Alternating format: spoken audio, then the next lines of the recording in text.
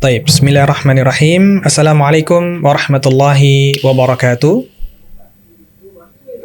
Innal hamdalillah nahmaduhu wa nasta'inuhu wa nastaghfiruh wa na'udzu billahi min shururi anfusina wa min sayyiati a'malina. May yahdihillahu fala mudhillalah wa may yudlil fala hadiyalah. Asyhadu an la ilaha illallah wahdahu la syarikalah wa asyhadu anna Muhammadan 'abduhu wa rasuluh. Sallallahu alaihi wa ala alihi wa ashabihi wa man tabi'ahum bi ihsanin ila yaumiddin, amma ba'du. Alhamdulillah, ikhwah sekalian, di kesempatan kali ini kita insyaallah akan melanjutkan materi kita, yang mana pada pembahasan kali ini kita membahas tentang kitab At-Tibyan fi Adabi Hamalatil Quran. Di pembahasan yang pertama, kita masuk al-babul awwalu. Bab yang pertama, ma tata'allaqu bi fadilati tilawatil Qur'an wa hamalatihi, yaitu fi atrafin min fadilati tilawatil Qur'an wa hamalatihi. Fi atrafin artinya adalah termasuk poin-poin. Atraf itu artinya ujung ya. Maka di sini kita artikan sebagai poin-poin dari kata tarf.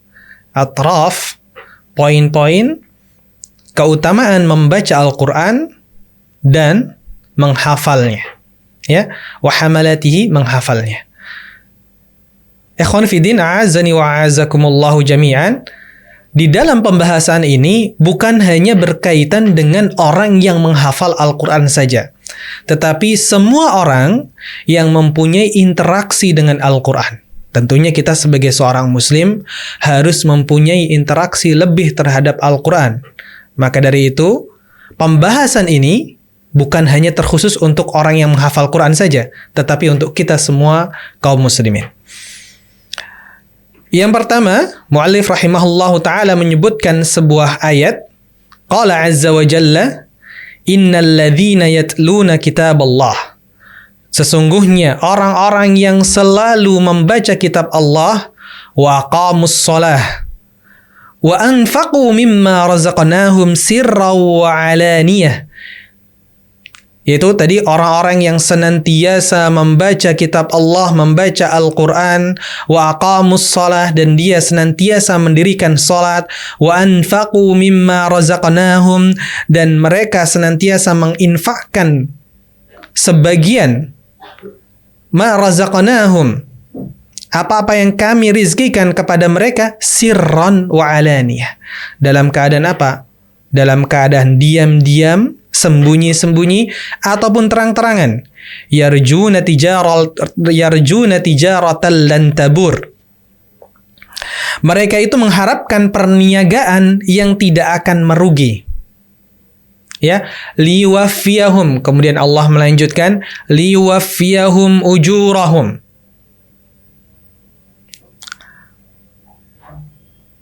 Allah Subhanahu wa ta'ala akan menyempurnakan kepada mereka ujurahum.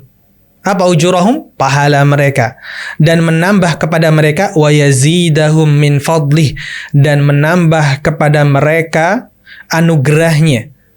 Innahu ghafurun syakur. Sesungguhnya Allah Subhanahu wa ta'ala Maha Pengampun lagi Maha Mensyukuri. Ikhwan fiddin, a'azzani wa a'azzakumullahu jami'an. Perhatikan ayat ini. Allah Ta'ala menyebutkan innal ladzina yatluna kitab Allah. Ini termasuk fadilah daripada kita membaca Al-Quran, yang mana Allah Subhanahu wa ta'ala liwafiyahum ujurahum, Allah akan menyempurnakan kepada mereka pahala. Artinya kita akan mendapatkan pahala yang sangat banyak ketika kita senantiasa berinteraksi dengan Al-Quran, membaca dan mempelajari Al-Quran. Di dalam hadis lain, Nabi SAW juga bersabda, yang diriwayatkan oleh Utsman bin Affan radhiyallahu anhu. Qala Rasulullah sallallahu alaihi wasallam, khairukum man ta'allama al-Qur'an wa 'allamahu. Coba perhatikan di sini. Nabi sallallahu alaihi wasallam menyebutkan bahwasanya sebaik-baik orang, sebaik-baik manusia, sebaik-baik kalian. Siapa itu? Man ta'allama al-Qur'an, yaitu orang yang mempelajari Al-Quran, wa 'allamahu, kemudian dia mengajarkannya. Ini adalah dua hal yang sangat-sangat agung, yang sangat-sangat istimewa. Kita mempelajari Al-Quran, kemudian mengajarkan Al-Quran. Ikhwan Fidin, a'azzani wa a'azzakumullah. Ketika kita hendak mengajarkan Al-Quran, tidak harus kita menjadi seorang yang fasih, faqih, tidak. Karena yang kita ajari bukan orang lain. Bisa jadi keluarga kita terlebih dahulu. Anak kita, istri kita, orang tua kita. Kita ajari semampu kita.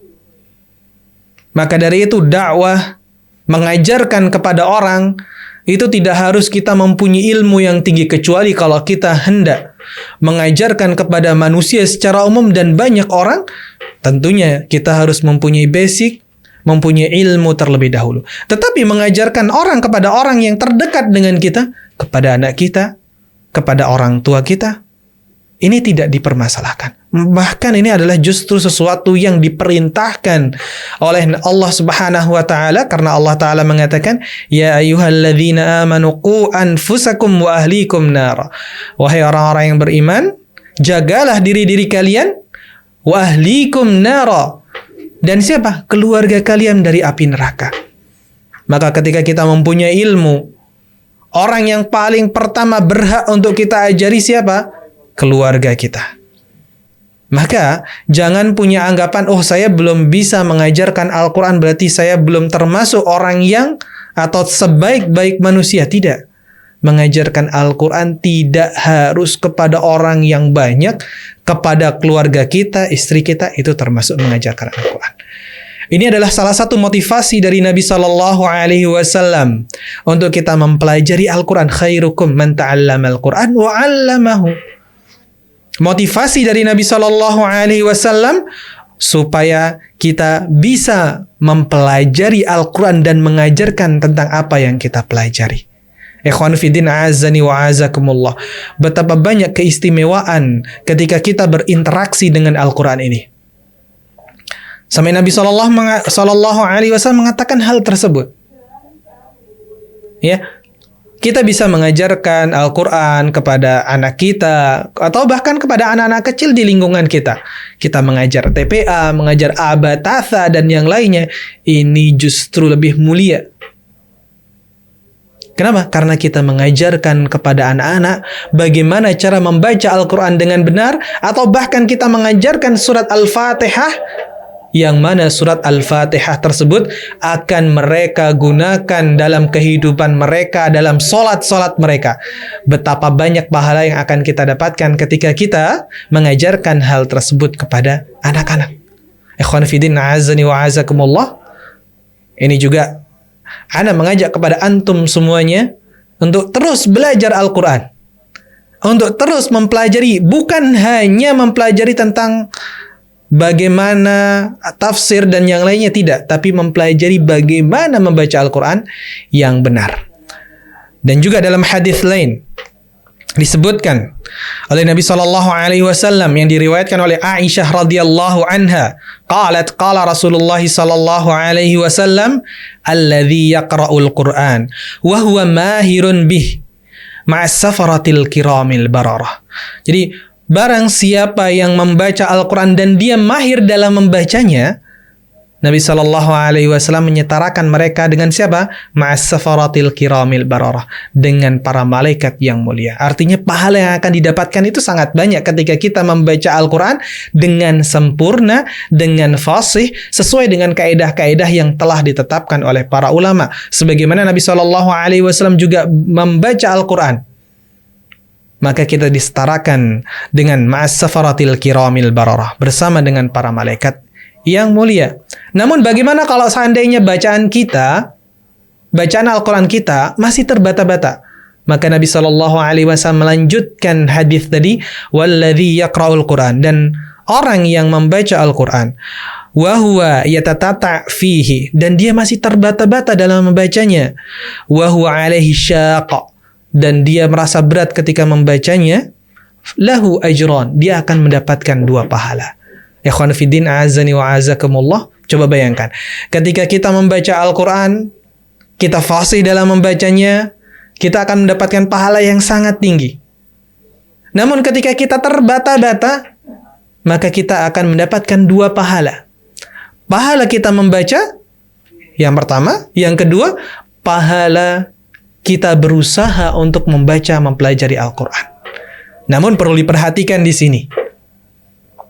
Ketika seseorang tidak bisa membaca, atau bahkan membacanya itu, saya ingin membaca Al-Quran, tapi saya membacanya lewat Latin. Biasanya kalau di Al-Quran, ya, itu ada tulisan Latin di bawahnya, di sebagian Al-Quran ya.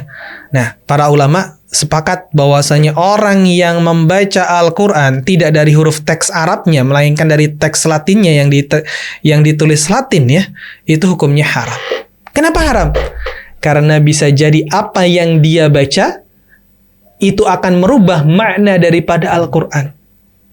Maka dari itu, penjelasan tentang orang yang terbata-bata dalam membaca Al-Quran ini adalah orang yang senantiasa belajar, tapi dia masih belum bisa sempurna dalam bacaannya, maka dia akan mendapatkan 2 pahala. Maka tidak heran, para ulama juga membagi orang yang membaca Al-Quran itu menjadi 3 bagian.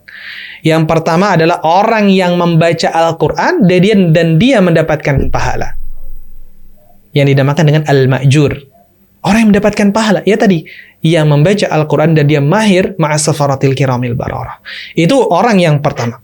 Kemudian yang kedua adalah al-ma'dzur, orang yang mendapatkan uzur.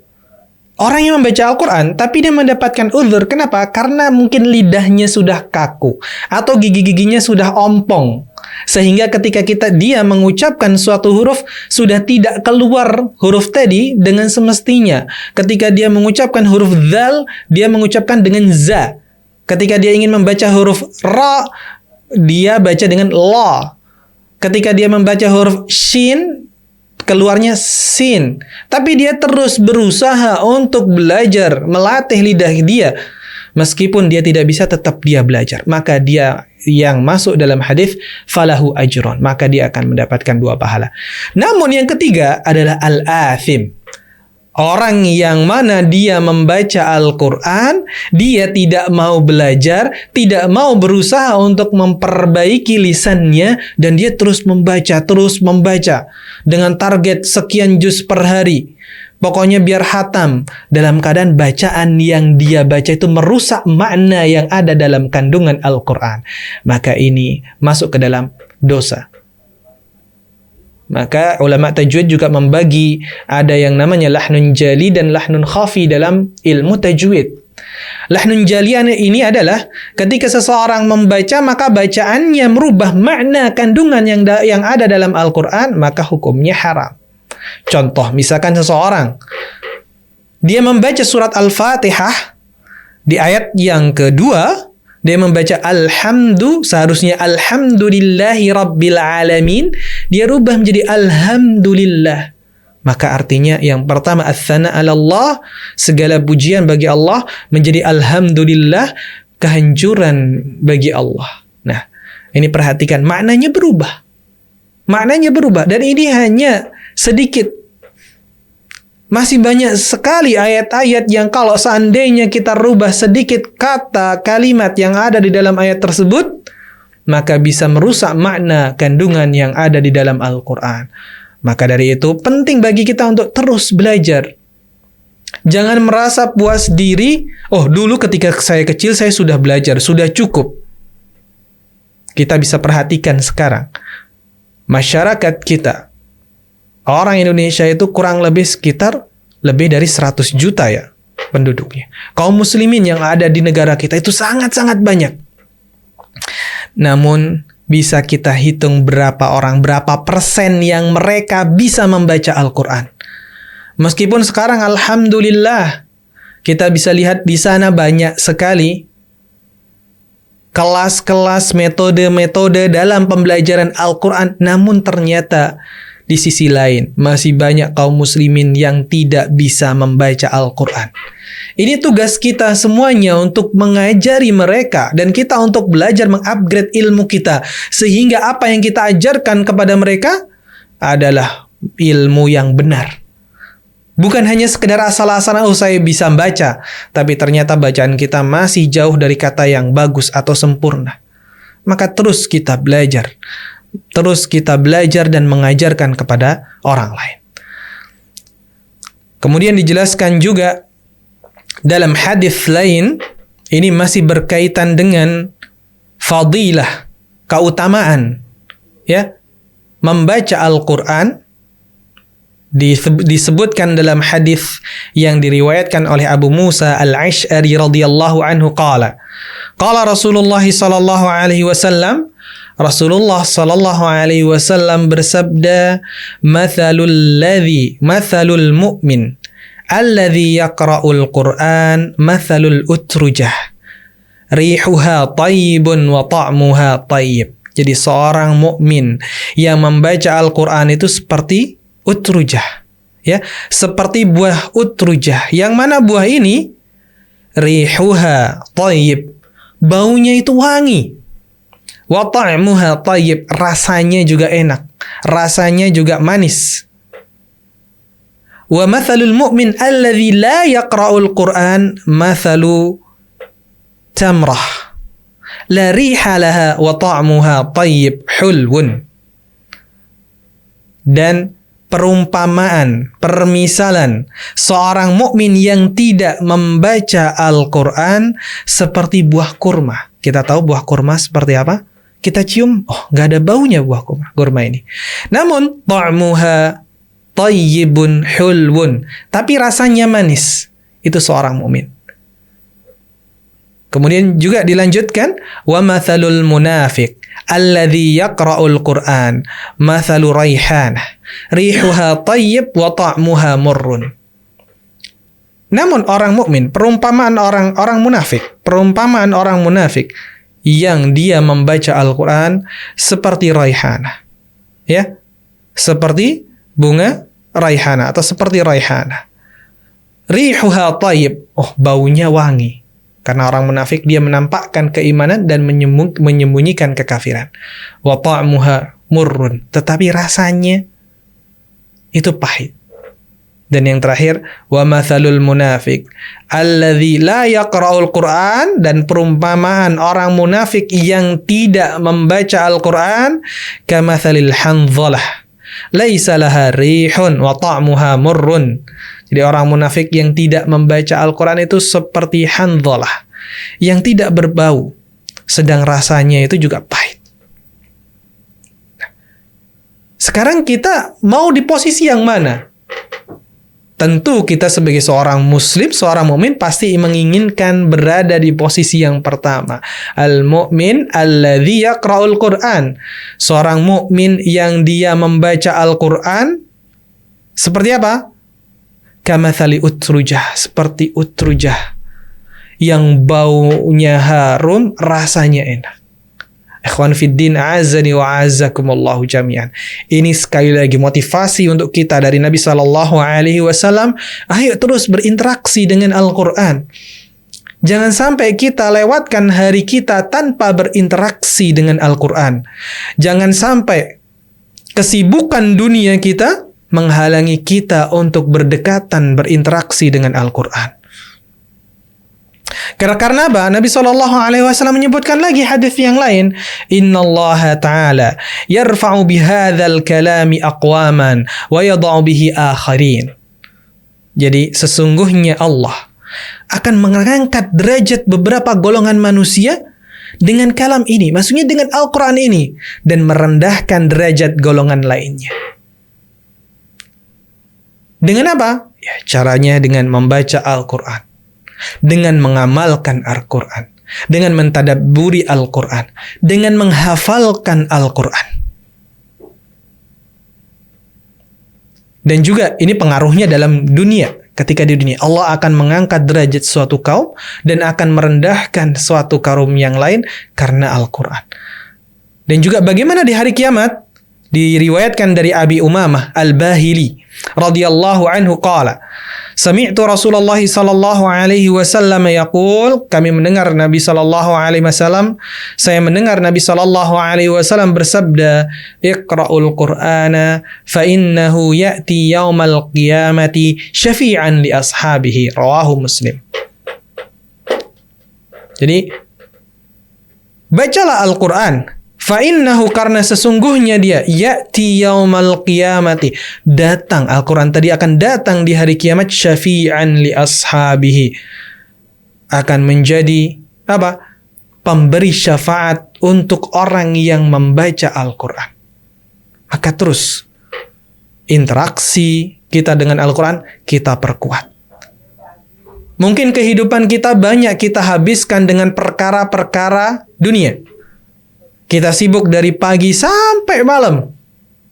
Namun di sela-sela waktu itu bisa kita gunakan untuk berinteraksi dengan Al-Quran. Seolah ketika kita membaca Al-Quran, kita sedang berbicara dengan Allah Subhanahu wa Ta'ala. Jangan sampai ada orang yang beranggapan, oh, yang penting itu mentadaburi Al-Quran, bukan membaca. Ingat, tadarruj dalam menuntut ilmu, tingkatan dalam menuntut ilmu yang pertama adalah membaca Al-Quran. Sebagaimana anak kecil, ketika dia belajar, tidak mungkin dia belajar kemudian langsung disuruh untuk memahami sebuah kalimat. Tidak. Yang pertama yang akan diajarin untuk anak kecil adalah bagaimana dia bisa berbicara, bagaimana dia bisa membaca, itu yang pertama. Sama halnya dengan kita. Kalau sampai ada orang yang beranggapan, oh yang penting itu faham terhadap Al-Quran. Enggak. Kita membaca Al-Quran tidak faham saja, itu sudah akan mendapatkan pahala dari Allah Subhanahu wa Ta'ala. Nabi SAW sudah menjelaskan, man qara'a harfan min kitabillahi falahu hasanah. Barang siapa yang membaca Al-Quran, maka dia akan mendapatkan satu kebaikan, wal hasanatu bi'asyri amthaliha. Dan satu kebaikan itu tadi dilipat gandakan menjadi 10. La aqulu alif lam mim harf. Aku tidak mengatakan, kata Nabi SAW, alif lam mim itu satu huruf. Tidak. Walakin alif harf, walam harf, wa mim harf. Alif satu huruf, lam satu huruf, dan mim satu huruf. Kalau seandainya kita membaca satu surat saja di dalam Al-Quran, berapa pahala yang akan kita dapatkan? Tanpa kita faham. Ini hanya sekedar membaca saja. Kita sudah mendapatkan kebaikan di situ. Maka tingkatan dalam menuntut ilmu yang pertama, ini semua untuk kaum muslimin secara umum. Yang pertama adalah bagaimana dia bisa membaca Al-Quran dengan benar. Membaca dulu. Kemudian tingkatan yang kedua, ketika dia sudah bisa membaca, maka dia masuk ke tahap yang kedua, yaitu at-tahfidz. Ada al-hifdzu. Dia mulai menghafal Al-Quran.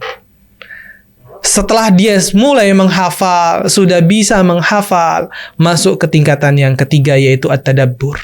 Dia mulai mempelajari tafsir-tafsir yang berkaitan dengan ayat-ayat Al-Quran tadi. Ini adalah hal-hal yang harus kita perhatikan sebagai seorang muslim. Akhwanu fiddin, a'azzani wa a'azzakumullah. Dan semoga dengan adanya hadis-hadis ataupun ayat yang kami sebutkan tadi bisa memotivasi kita, bisa membangkitkan semangat kita untuk kita interaksi dengan Al-Quran, mempererat interaksi kita dengan Al-Quran, menambah semangat kita untuk mempelajari Al-Quran. Naktafi bihadzal qadar. Insyaallah kita akan lanjutkan materi kita di pertemuan selanjutnya. Kita tutup dengan doa kafaratul majlis. Subhanakallahumma wa bihamdika asyhadu an la ilaha illa anta astaghfiruka wa atubu ilaik. Wassalamualaikum warahmatullahi wabarakatuh.